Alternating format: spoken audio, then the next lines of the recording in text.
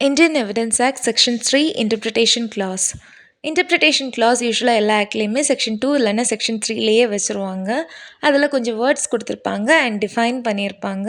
அந்த ஆக்டை பொறுத்த மட்டும் நாம் அந்த கான்டெக்ஸ்டில் மட்டும்தான் அந்த வார்த்தைகளை எடுத்துக்கணும். வேறு எந்த மீனிங்லேயுமே அதை எடுத்துக்க கூடாது.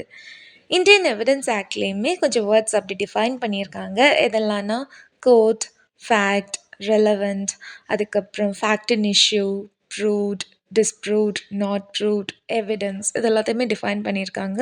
இந்த வீடியோவில் கோர்ட்டுன்னா என்னன்னு சொல்லியிருக்காங்கன்னு மட்டும் பார்க்கலாம்.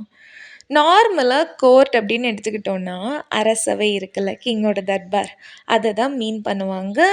அண்ட் வேறையும் 2 மீனிங்ஸ் இருக்குது. எதெல்லாம் அப்படின்னு பார்த்தோன்னா, எந்த பிளேஸில் ஜஸ்டிஸ் கொடுக்குறாங்களோ, ஜஸ்டிஸ் அட்மினிஸ்டர் பண்ணுறாங்களோ அதை கோர்ட்டுன்னு சொல்லுவாங்க. எக்ஸாம்பிளுக்கு நம்மளோட ஹை கோர்ட், சுப்ரீம் கோர்ட், அந்த ப்ரிமிசஸ் இருக்குல்ல, அதை கோர்ட்டுன்னு சொல்கிறோம். அதே மாதிரி இன்னொரு மீனிங் எடுத்துக்கிட்டோம் அப்படின்னா, யார் யார் அப்படி ஜஸ்டிஸை அட்மினிஸ்டர் பண்ணுறாங்களோ அந்த பர்சன்ஸையுமே நம்ம கோர்ட்டுன்னு சொல்லுவோம். இந்த மீனிங்கில் தான் இங்கே இந்த செக்ஷனில் நாம் எடுத்துக்க போகிறோம். செக்ஷன் 3ல் கோர்ட்டுனா என்னன்னு சொல்கிறாங்க அப்படின்னா, எல்லா ஜட்ஜஸ் அண்ட் மெஜிஸ்ட்ரேட்ஸ் அண்ட் எல்லா persons who are legally authorized to take evidence.